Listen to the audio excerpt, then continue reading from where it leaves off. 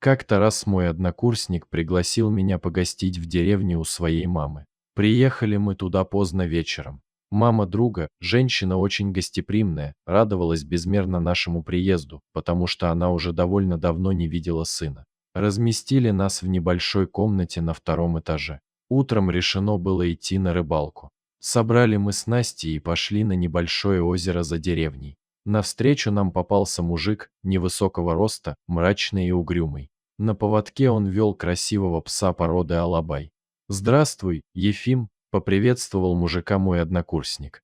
Ефим что-то пробурчал в ответ и прошел мимо. Откуда в этой деревне такая собака? Даже в городе эта порода редкость. Удивился я. Ты вечером напомни, я тебе расскажу эту удивительную историю. А сейчас нас рыба ждет. После обеда мы возвратились в деревню с отличным уловом. На ужин заботливая матушка моего друга приготовила вкуснейшую уху и запекла пескарей в сметане.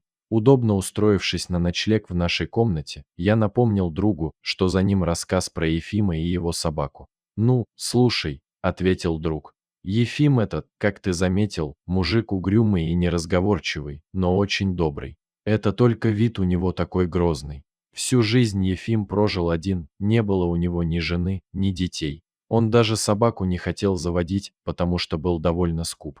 Собаку, говорит, тоже кормить надо. В деревне у него хороший дом с участком, но времени он здесь проводит мало, все в основном в лесу на своей заимке, подальше от людей. Иногда приходит в деревню, чтобы пополнить запасы сахара, круп и чая. Берет всегда много, чтобы потом реже в деревне появляться. Так вот, было это несколько лет назад. Волчица вернулась к своему логову. Лежа в опустевшей норе, она не знала, что делать. Ей было непонятно, почему человек так жестоко поступил с ними. Ведь они ни разу не переступили границу людских поселений, не трогали домашних животных. Охотились только на обитателей леса. Строго следили за тем, чтобы в стадах не было больных и престарелых оленей. Ведь волкам законом природы определено быть санитарами леса. И своих щенят учили не пересекаться с людьми. Тогда за что они их истребили? За какие такие грехи? Перед глазами волчицы промелькнули картины прошедшей счастливой жизни. Из глаз выкатились слезы. Она осталась совсем одна, и она точно знала, что этот чужой человек обязательно придет и за ней. Она единственная смогла спастись от браконьера, вся ее семья погибла. Все тело изнывало от обезвоживания, и она устремилась к речке. Напившись вдоволь, она потянула носом воздух, какой-то непонятный запах второй день не давал ей покоя. И она двинулась искать этот источник. Запах усиливался, значит, уже недалеко, подумала волчица. Она с трудом разглядела под деревом существо. Существо пахло собакой, но было совсем не похоже на собаку. Это был скелет, привязанный к дереву. У существа не было ни ушей, ни хвоста. У людей совсем нет сердца, если они своих верных друзей привязывают в лесу, обрекая их на мучительную и голодную смерть. У волчицы заныло в желудке. Она сама не ела несколько дней. Но она не может сейчас съесть это существо. Это будет не охота, а убийство. Она тихонько подошла поближе. Собака не реагировала на нее. Ее било мелкой дрожью от холода и голода. Сердце волчицы жалось. Она стала грызть веревку, и через некоторое время ей удалось освободить собаку. Волчице казалось, что собака сразу убежит в лес, но она осталась на месте, еле держась на ногах. Волчица взяла в зубы веревку и потихоньку двинулась в чащу. Собака покорно последовала за ней. «Куда я ее веду?» – спрашивала себя волчица. И тут она вспомнила про Ефима. Он жил один на дальней заимке. Ефим никогда не переступал законов природы, был честен и благороден, он не убивал волков. Только он мог сейчас помочь этому несчастному существу. А волчица сама себе поможет пережить боль утраты. Ефим сидел у окна и чистил ружье, когда увидел картину, которая потрясла его и осталась потом в памяти на всю жизнь. На поляну перед его домом из леса вышла волчица, за собой на веревке она вела нечто. Ефим вышел на крыльцо. Волчица выпустила из пасти веревку, села и посмотрела в глаза Ефиму так, что все его мысли перевернулись. Не все люди так могут просить о помощи, как сейчас просили об этом глаза волчицы. Когда волчица своим звериным чутьем поняла, что с собакой все будет в порядке, что Ефим ей обязательно поможет, она спокойно удалилась в лес. Ефим внимательно осмотрел существо. Сквозь слой грязи мужчина разглядел язвы по всему телу собаки, отсутствие шерсти на бедрах и шее. Собака была в ужасном состоянии не только внешне, но и морально.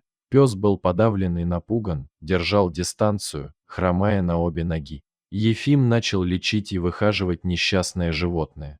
Любовь и забота закоренелого холостяка, а также отвары и мази из целебных трав, которые мужчина сам собирал и сушил в лесу, сделали свое дело. Со временем Герман оброс, перестал хромать и преобразился до неузнаваемости. Здоровый, упитанный кобель на высоких лапах, лоснящаяся шерсть и запас мощи.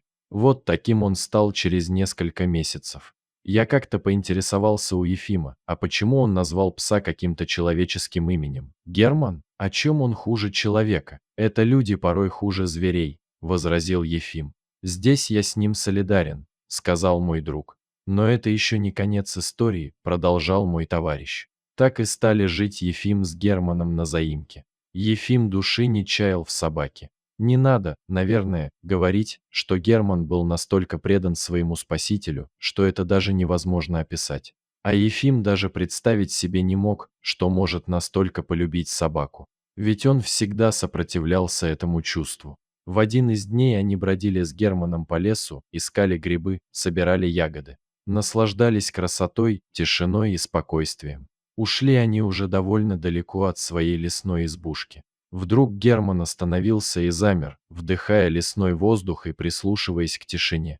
Потом он резко рванул в лесную чащу, перепрыгивая через поваленные деревья и небольшие ямы. Ефим еле за ним успевал. Пес умчался вперед.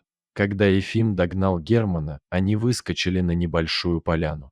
Пес в прыжке сбил с ног браконьера, который целился во что-то на другом краю поляны. Ружье его выстрелило в воздух и упало рядом с браконьером. Собака повалила мужчину на землю и вцепилась зубами в руку. Охотник взвыл от боли. Ефим подошел к лежащему на земле браконьеру и приставил к затылку ружье. Когда Герман убедился, что браконьер обезврежен, он в несколько прыжков перемахнул через поляну и остановился. И только тогда Ефим увидел, что на другом краю поляны стояла одинокая волчица. Та самая, которая привела к нему несколько месяцев назад умирающего Германа. Скорее всего, это был тот самый охотник, который убил всю семью волчицы, и вот наконец-то выследил ее. Пес подбежал к ней и уткнулся своим лбом в морду волчицы. Так они стояли несколько минут. По щекам Ефима в этот момент текли суровые мужские слезы. Постояв так немного, волчица навсегда ушла в лес. Больше ее никто и никогда не видел. Дорогие зрители, если вам понравилась эта история, обязательно поставьте палец вверх и поделитесь этим рассказом со своими друзьями. Если вы впервые на этом канале и еще не подписаны на него, рекомендую подписаться прямо сейчас, чтобы не пропустить очередную захватывающую историю.